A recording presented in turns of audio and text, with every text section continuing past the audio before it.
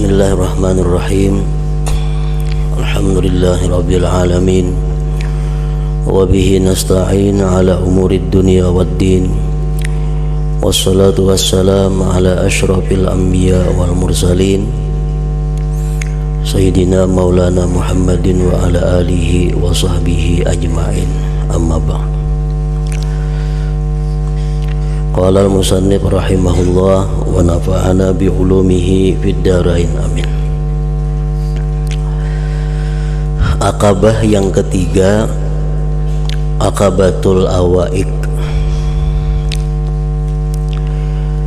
yaitu akabah menghadapi halangan dan rintangan beribadah kepada Allah Subhanahu wa ta'ala.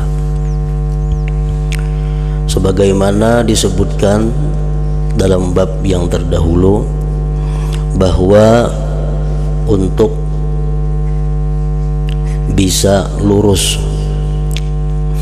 beribadah kepada Allah Subhanahu wa ta'ala, diperlukan yang pertama adalah ilmu pengetahuan. Karena ibadah yang tidak berdasarkan dengan ilmu, maka ibadah itu ditolak oleh Allah Subhanahu wa ta'ala. Nah, kemudian sesudah kita menuntut ilmu, apa-apa yang wajib kita tuntut sudah selesai, sudah tuntung. Kemudian kita masuk kepada jalan yang kedua, yaitu tobat. Gunanya tobat itu adalah agar ibadah kita diterima Allah.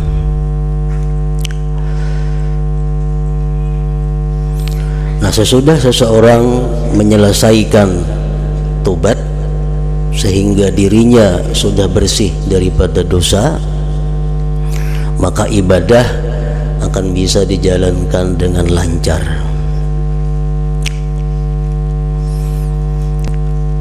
Nah, kemudian sesudah dia beribadah kepada Allah dengan bagus karena sudah tobat, ada halangan-halangan yang dijumpai dalam perjalanan meluruskan ibadah itu. Nah, halangan-halangan itulah yang disebut dalam bab ini Aqabatul Awaik ngarannya.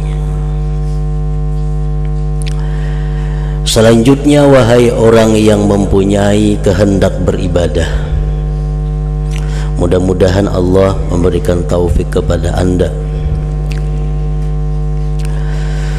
Anda harus menolak perintang-perintang yang menghalangi diri Anda dari kehendak beribadah kepada Allah, supaya ibadah Anda bisa lurus, bisa istiqamah terus menerus dalam keadaan apapun. Karena ibadah itu akan menjadi sesuatu yang bermanfaat, menjadi sesuatu yang berguna apabila ibadah kita itu lurus terus menerus sampai habis umur. Kalau kita beribadah kadang-kadang perai, kadang-kadang beribadah, kadang-kadang perai, kadang-kadang beribadah, nah maka ibadah dengan cara seperti itu ibadah yang sangat tidak disenangi oleh Allah Subhanahu wa ta'ala. Sebagaimana hadis Rasulullah menyatakan, ahabbul a'mal ilallah adwamuhu wa in qalla. Amalan yang paling disukai Allah itu adalah yang terus menerus sekalipun sedikit. Nah, jadi tujuan kita ini supaya bisa beribadah itu rutin, terus menerus. Misalnya sembahyang 5 waktu kada pernah melisit, keluar dari waktunya. Sembahyang duha rutin tiap hari. Sembahyang qabliyah ba'diyah rutin tiap hari. Sembahyang witir rutin tiap malam. sembahyang awabin rutin tiap malam, sembahyang tubat rutin tiap malam, sembahyang hajat rutin tiap malam, membaca Al-Quran umpamanya 1 juz sehari tiap hari, membaca salawat 1000 sehari setiap hari, membaca zikir 1000 sehari setiap hari. Nah, untuk menjaga ibadah-ibadah itu bisa lurus, bisa terlaksana setiap hari, kita mesti mampu menghadapi rintangan-rintangan. Karena pasti ada rintangannya. Sehingga nang musinya hari ini sembahyang duha, karena ada rintangan jadi perai. Mestinya malam ini sembahyang tahajud, sembahyang witir, karena ada halangan jadi perai. Nah, itu yang kada dikehendaki dalam seseorang yang beribadah kepada Allah Subhanahu wa ta'ala, itu lurus terus menerus.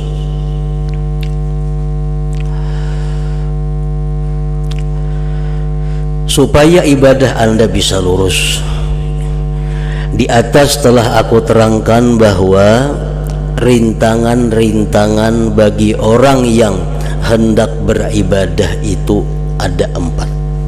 Ini yang maulah ibadah kita kadang-kadang macet, kadang-kadang lancar, kadang-kadang jalan, kadang-kadang kada. Ada 4 hal yang biasa mengganggu rutinitas kita ibadah. Yang pertama, pengaruh dunia. Dunia itu intinya adalah harta dan kedudukan.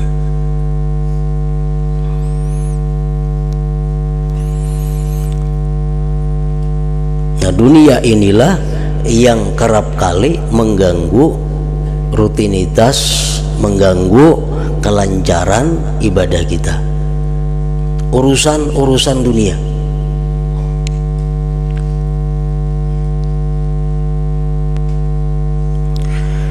Cara menolaknya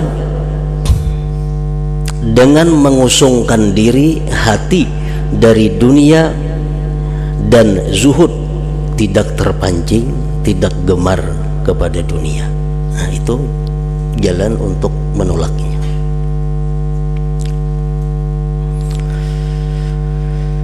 Nah, jadi artinya kita kada bisa rutin menuntut ilmu, kada bisa rutin beribadah kalau selama kita masih banyak urusan-urusan duniawi ini.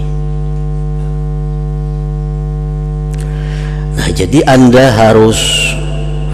diharuskan mengusungkan hati dan zuhud terhadap dunia ini karena 2 hal.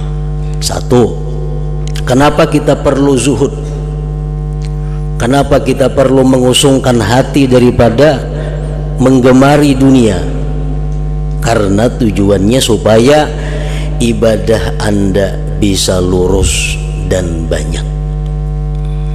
Supaya ibadah kau banyak, supaya ibadah kau teratur, supaya kau terus menerus. Karena cinta dunia itu dapat melupakan Anda dari ibadah. Nah, orang yang cinta kepada dunia itu dapat melupakan dirinya daripada ibadah.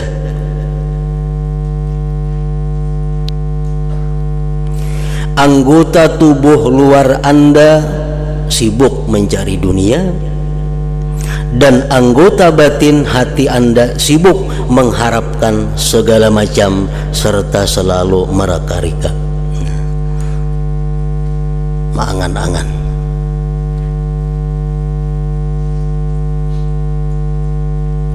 Keduanya itu mencegah ibadah.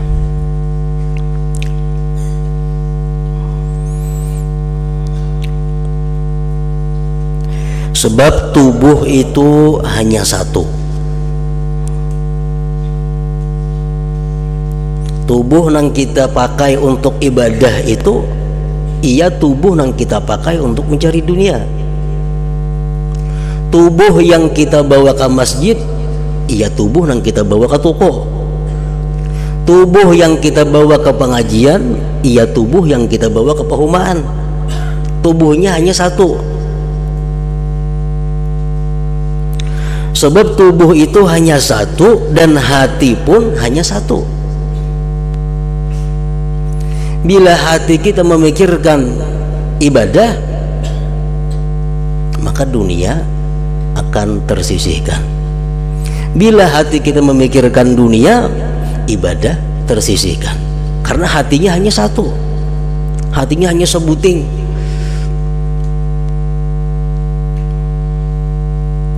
Nah, jadi kalau hati sibuk dengan sesuatu perkara, tentu terputus dari kebalikannya.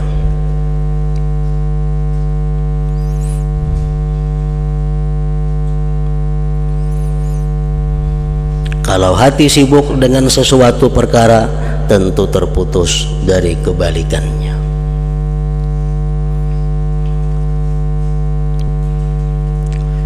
Al-Habib Abdullah Al-Idrus Al-Akbar mengatakan dalam kitab beliau, barang siapa yang tobat kepada Allah dan tobatnya itu diterima, maka Allah akan memberikan mahabbah, kecintaan kepadanya.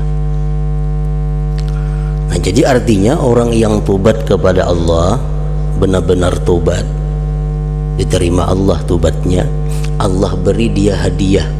Hadiahnya apa? Mahabbah.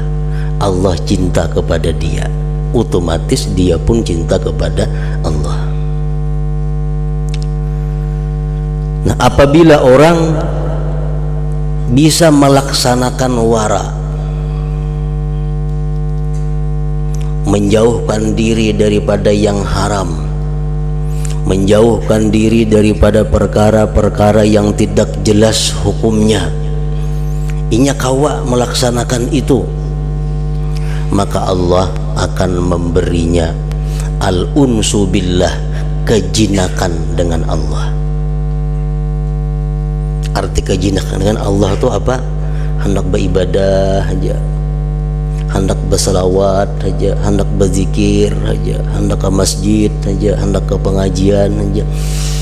Nah, ini orang-orang yang bila mana mampu melaksanakan wara dengan sebenar-benarnya, Allah beri dia hadiah, ngarannya al-unsu billah, jinak dengan Allah.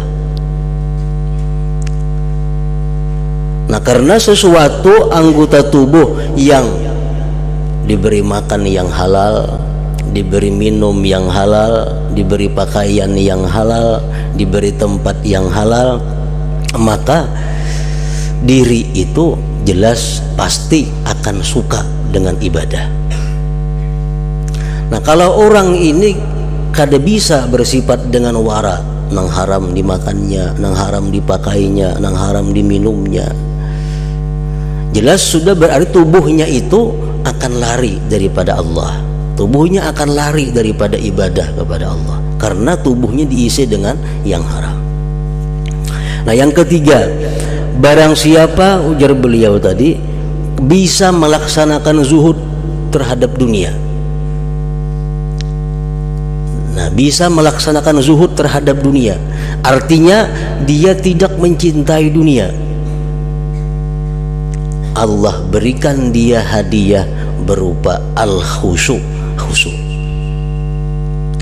sembahyang khusyuk, membaca Quran khusyuk, membaca salawat khusyuk. Itu hadiah dari Allah bila mana seseorang itu mampu melaksanakan zuhud. Kalau orang kada zuhud, artinya apa? Hubud dunia, orang mencintai dunia.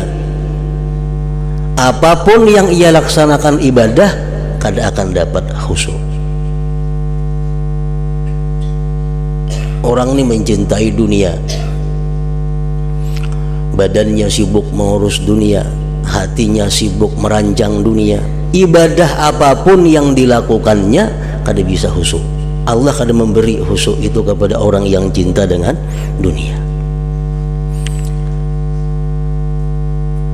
Nah, maka tadi dijelaskan bahwa hati itu hanya satu. Bila hati ini hubbud dunia, kada akan bisa mendapatkan khusyuk. Jadi kalau hati sibuk dengan sesuatu perkara, tentu terputus dari kebalikannya.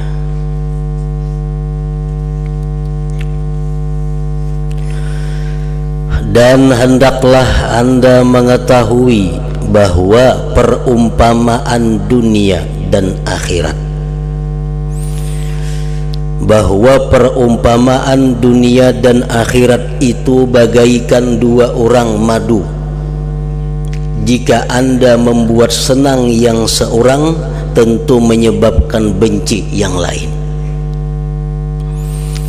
Dunia dan akhirat juga seperti timur dan barat. Bila Anda condong kepada satu, pasti meninggalkan yang satunya lagi. Artinya dunia akhirat itu kadakawa digabung satu di dalam hati kita. Bila mana hati kita ini mendekat kepada dunia, berarti menjauhi akhirat. Bila mana hati kita ini mendekati akhirat, berarti menjauhi dunia.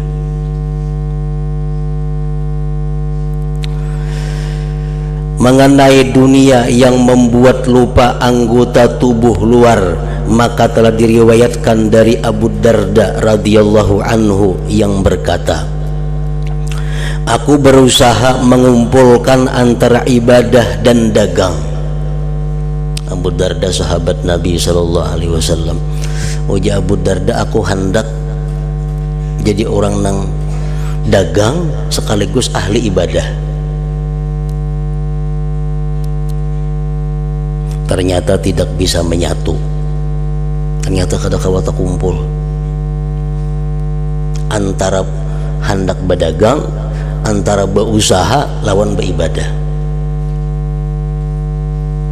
Aku berusaha mengumpulkan antara ibadah dan dagang, ternyata tidak bisa menyatu.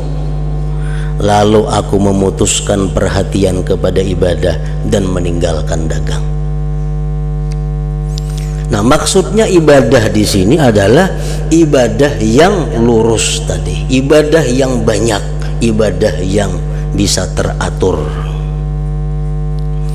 Amun sekadar ibadah sembahyang 5 waktu umpamanya, membaca samalaman tu surah Yasin sebuting-buting, membaca salawat 100 sehari, zikir 100 sehari, itu kada jadi masalah. Bergabung lawan dagang, iya beribadah, mengaji seminggu 3 kali umpamanya, itu kada jadi masalah. Bergabung lawan dagang, kau aja jalan. Tapi kalau kita hendak bujur-bujur beribadah yang banyak dan lurus, itu kadang-kadang dicampur dengan dunia, dengan dagang tadi. Diriwayatkan dari Umar radhiyallahu anhu, beliau berkata, seandainya dunia dan akhirat bisa menyatu pada diri seorang selainku, niscaya dapat pula menyatu pada diriku. Artinya, ujar Sayyidina Umar, andai kata orang yang bisa menyatukan dunia akhirat, aku pasti bisa juga. Sebab aku dikaruniai kekuatan dan kelunakan yang tidak diberikan kepada orang lain. Nah, apabila hadis menyebutkan demikian, maka hendaklah Anda mengalahkan dunia yang pasti bakal rusak ini dan pilihlah selamat. Artinya, kalau sudah tahu bahwa kalau kelancaran ibadah itu kadakawa digabung dengan mencintai dunia, maka tinggalkanlah mencintai dunia itu. Pilihlah kelancaran ibadah, karena itu keselamatan, karena itu andaknya kebahagiaan.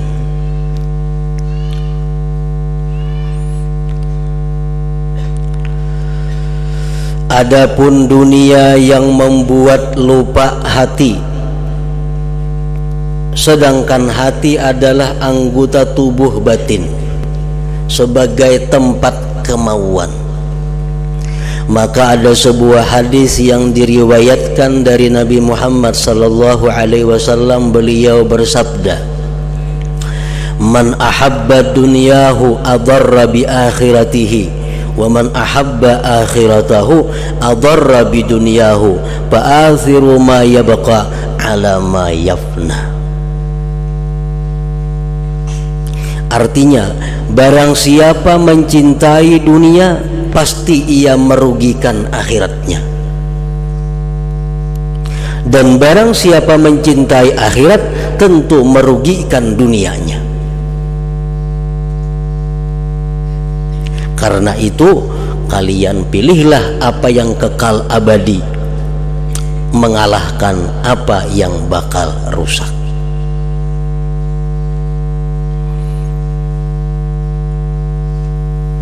Kalau kita berusaha umpamanya mulai pukul 8 pagi atau pukul 9 pagi sampai pukul 5. Nah, di jam-jam itu kita sibuk dengan usaha kita. Nah, berapa ibadah yang ditinggalkan?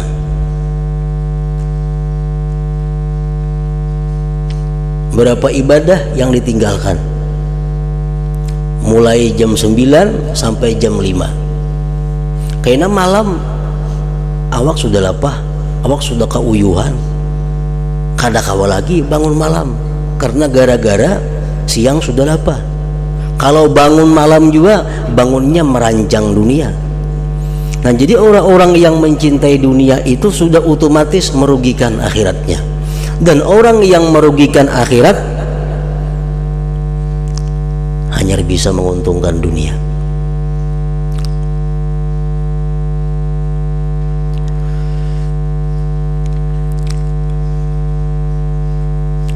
Teranglah bagi Anda bahwa anggota tubuh luar Anda sibuk dengan dunia,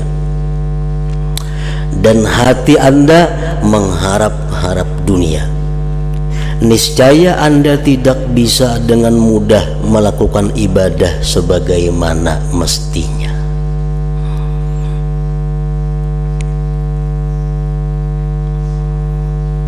Sedangkan apabila Anda zuhud, lalu Anda mengusungkan zahir batin Anda dari dunia, Anda tentu gampang mengerjakan ibadah.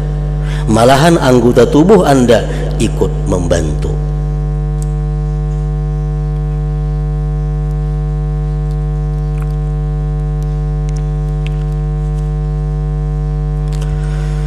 Diriwayatkan dari Salman Al-Farisi, beliau berkata, sesungguhnya apabila seseorang itu zuhud dunia, hatinya tidak terpancing kepada dunia, maka hatinya bersinar terang dengan hikmah.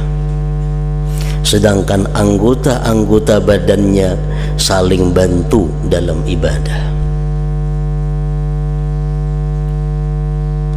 Nah, jadi itu pertama, kenapa kita harus zuhud? Agar ibadah kita bisa teratur, agar ibadah kita bisa terus menerus. Diperlukan sifat zuhud tadi, tidak mencintai dunia. Yang kedua, kenapa zuhud itu diperlukan? Yang kedua, kalau Anda zuhud, amal Anda banyak harganya. Kalau kita orang yang zuhud terhadap dunia, ibadah kita ini besar nilainya di sisi Allah.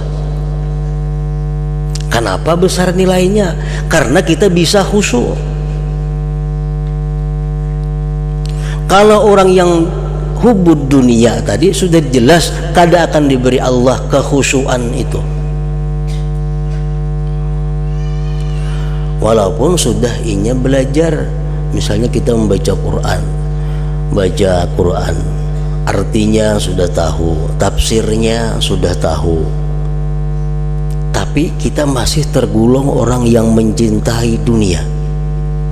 Baca Al-Quran, kita kadang-kadang menerapkan ilmu yang ada itu. Fatihah sudah tahu maknanya, takbir sudah tahu maknanya, tahiyat sudah tahu maknanya, tahu tujuan-tujuannya, ilmunya sudah cukup. Sembahyangnya kita sembahyang. Kalau kita tergolong orang yang masih mencintai dunia, ilmu tuh kada jalan. Sembahyangnya pasti hati kita pikirannya kepada dunia, pasti pikirannya kepada dunia.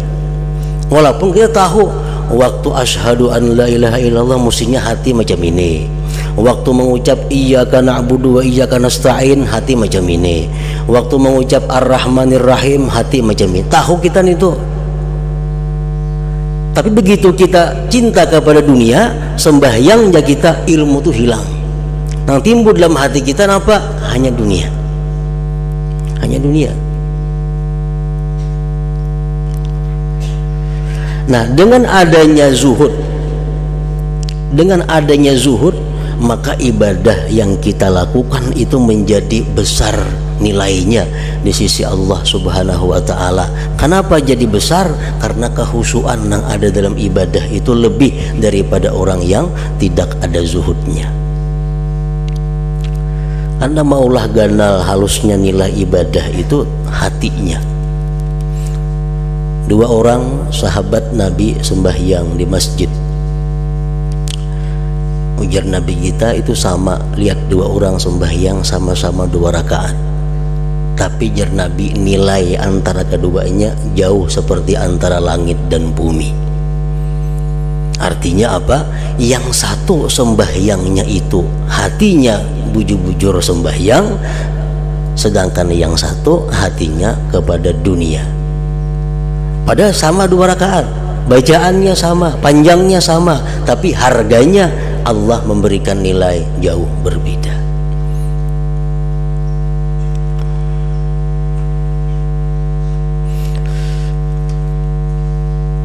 Di zaman Nabi Isa alaihissalam, beliau berjalan dengan sahabat-sahabatnya, disebut Hawariyin, jalan sampai di malam hari.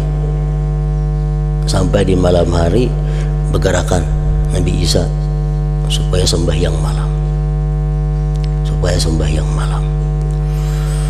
Nah, di antara kawan-kawan Nabi Isa itu ada yang guring, yang lain ini masih beribadahan lagi, masih beramalan. Ada yang saya kuning bangun satu umat guring. Uji Nabi Isa, kenapa kamu guring tuh kawan ikam melatih beribadahan semua ikam, kenapa sematannya beribadah? Ujar si laki-laki tadi, biar aja, tapi ulun zuhud dengan dunia. Nah, artinya apa? Ibadah itu walaupun sedikit satu umat, tapi dari orang yang zuhud terhadap dunia sudah mengalahkan ibadah orang yang semalaman suntuk tapi hatinya mencintai kepada dunia. Nah, kalau Anda zuhud, amal Anda banyak harganya, besar kedudukan dan kemuliaannya.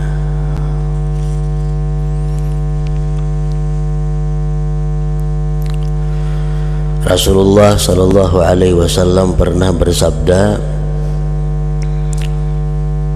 rak'atani min rajulin alim zahid qalbuhu khairun wa ahabbu ila Allah jalla jalaluh min ibadatil muta'abbidin ila akhirid dahri abadan sarmada.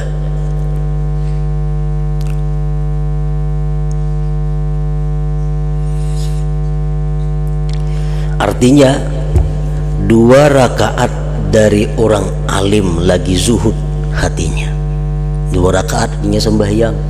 Orang yang zuhud nih 2 rakaat adalah lebih baik dan lebih disukai Allah daripada ibadah para orang yang beribadah sampai akhir masa selama-lamanya. Nah, orang tuh zuhud ini beribadah sembahyang 2 rakaat. Orang yang hubud dunia sepanjang masa beribadah, tapi nya hubud dunia hatinya, nilainya di sisi Allah lebih besar orang yang zuhud tadi. Nah, makanya tadi diperlukan zuhud agar apa? Agar ibadah kita itu besar nilainya di sisi Allah. Nah, jadi 2 itulah sebab kenapa diperlukan zuhud kepada kita. Satu tadi supaya ibadah kita bisa lurus, bisa teratur, bisa rutin, bisa istiqamah. Yang kedua, supaya ibadah kita bernilai tinggi di sisi Allah Subhanahu wa taala. Jika Anda bertanya, apa arti zuhud terhadap dunia itu dan apa sebenarnya zuhud itu? Kayak apa dimaksud dengan zuhud itu? Maka ketahuilah bahwa zuhud menurut para ulama kita ada dua macam. Zuhud terbagi dua. Zuhud yang bisa dikerjakan oleh hamba, zuhud yang bisa kita usahai artinya, dan zuhud yang tidak dapat dilakukan oleh hamba. Yang kedua, zuhud yang kada bisa dilakukan oleh kemampuan kita. Nah, itu yang sebenar-benar zuhud. Jadi zuhud itu ada dua. Satu, zuhud yang bisa kita laksanakan. Dua, ada zuhud yang tidak bisa kita laksanakan sebelum kita melaksanakan zuhud yang pertama. Sebabnya zuhud yang kedua ini adalah semata-mata anugerah daripada Allah Subhanahu wa taala. Jadi kalau dibagi dengan lain cara lagi, zuhud itu ada zuhud, ada mukaddimah zuhud. Nah, zuhud itu kada akan bisa dicapai kalau kita kada melalui mukaddimah zuhud, permulaan zuhud. Nah, kalau kita sudah melakukan permulaan zuhud, maka Allah akan memberikan zuhud yang sebenarnya kepada kita. Itu maksudnya. Zuhud yang bisa dikerjakan oleh hamba ada tiga macam. Satu, tidak mencari-cari apa yang tidak ada. Nah, itu bisa kita lakukan. Itu bisa kita lakukan. Tidak mencari-cari apa yang tidak ada.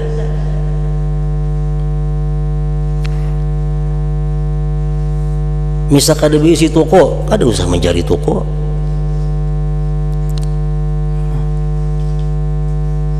Kada bisi rumah, kada usah mencari rumah. Ini yang sifatnya lebih daripada kadar hajat seseorang.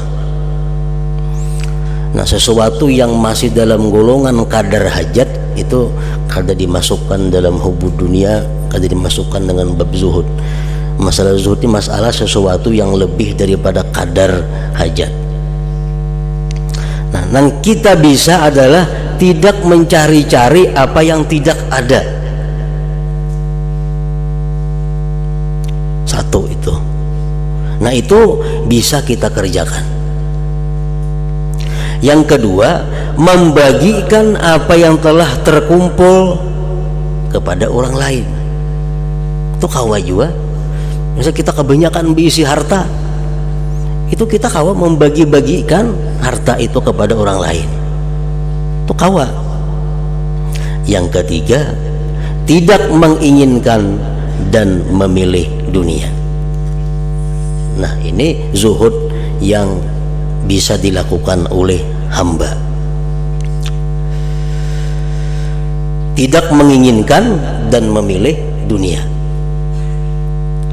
Misalnya ada pekerjaan dunia yang menguntungkan, untungnya banyak, hasilnya bagus, tapi kalau ini kau laksanakan, pertama aku bisa kada kau lagi aktif menuntut ilmu, aku bisa kada kau lagi membaca Quran 4-5 juz sehari.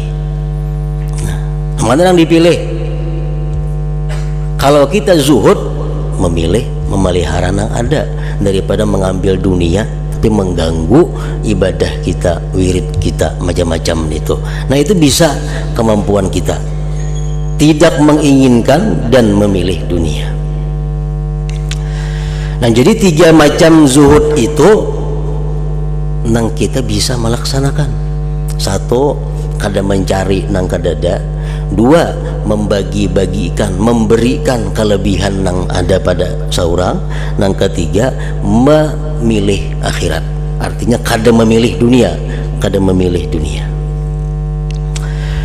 Dalam pada itu zuhud yang tidak dapat dilakukan oleh hati hamba. Dalam pada itu zuhud yang tidak dapat dilakukan oleh hamba itu dinginnya sesuatu yang menjadi kesenangan hidup pada hati seseorang yang zuhud. Nah, ini di luar kemampuan kita.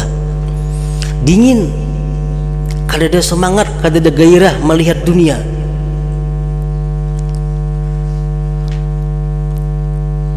Padahal dunia itu merupakan kesenangan hidup.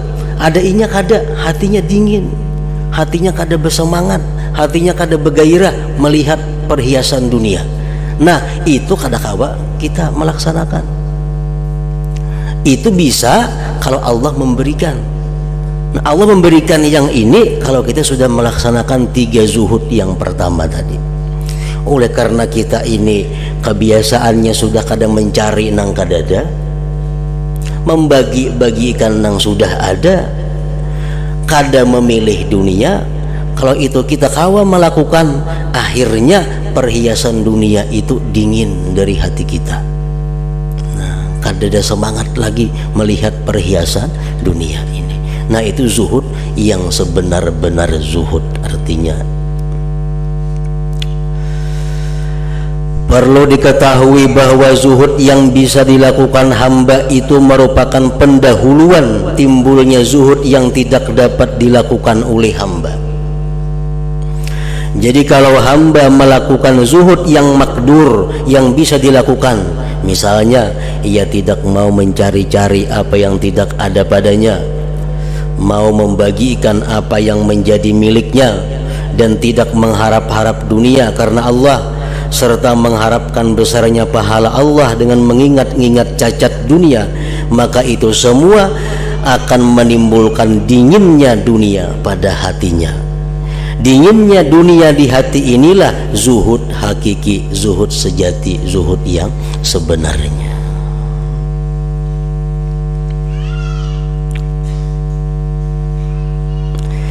Selanjutnya ketahuilah bahwa 3 hal di atas yang paling sulit adalah tidak mengharapkan dunia dengan hati.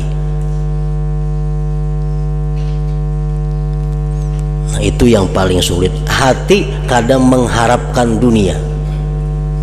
Sebab banyak sekali orang yang kelihatannya meninggalkan dunia, tetapi hatinya masih mencintai dan mengharapkannya.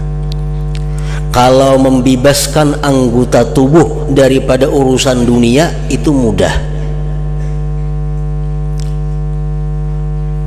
Awaknya ini lebih banyak ibadah, itu mudah. Tapi yang sulit itu adalah membebaskan hati daripada mencintai dan mengharapkan dunia. Jadi orang tersebut selalu menghadapi kepayahan dan kesukaran dari dirinya sendiri. Orang yang hatinya mengharapkan dunia, hatinya mencintai dunia, orang itu menghadapi kesusahan sendiri. Segala persoalan zuhud sebenarnya hanyalah berkisar pada tidak mengharapkan dunia ini. Bukankah Anda pernah mendengar firman Allah Ta'ala, tilkad darul akhirah naj'aluha lilladzina la yuriduna fil ardi 'uluwan wala fasada. Artinya itulah negeri akhirat, kami menjadikannya buat orang-orang yang tidak menghendaki keluhuran di bumi dan tidak pula membuat kerusakan.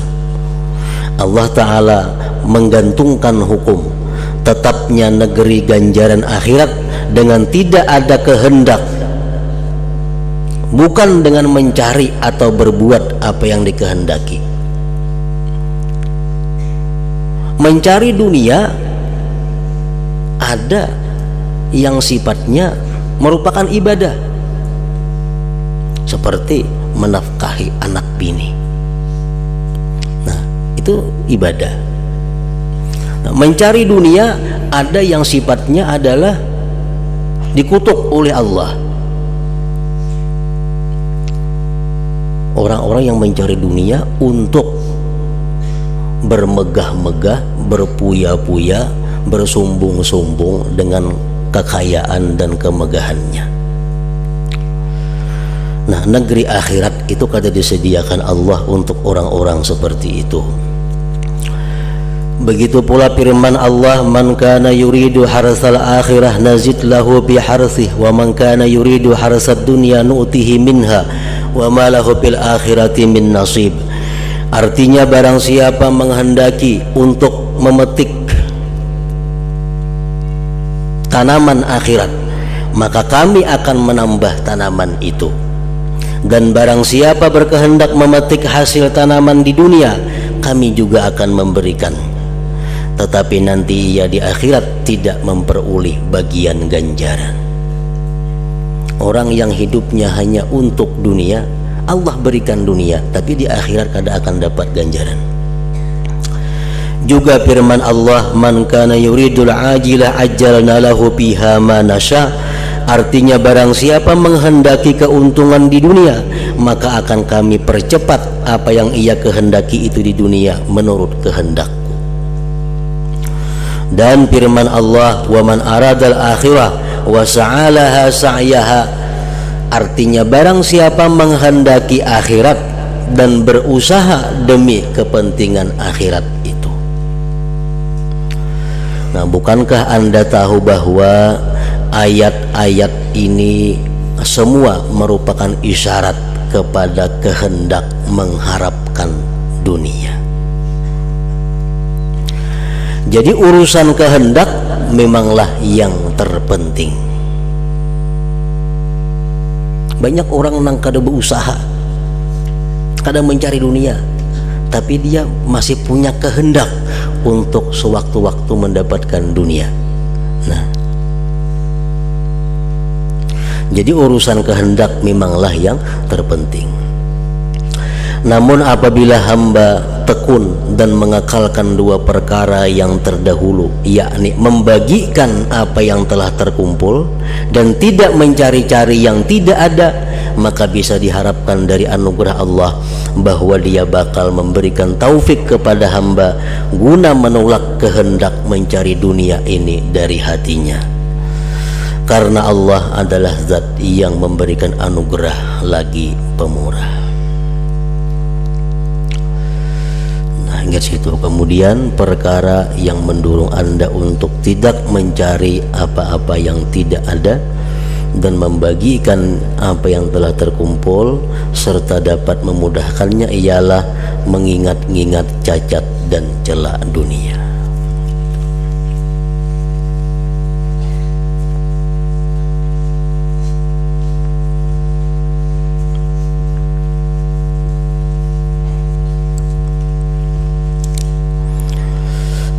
Nabi sallallahu alaihi wasallam. Al-Fatihah.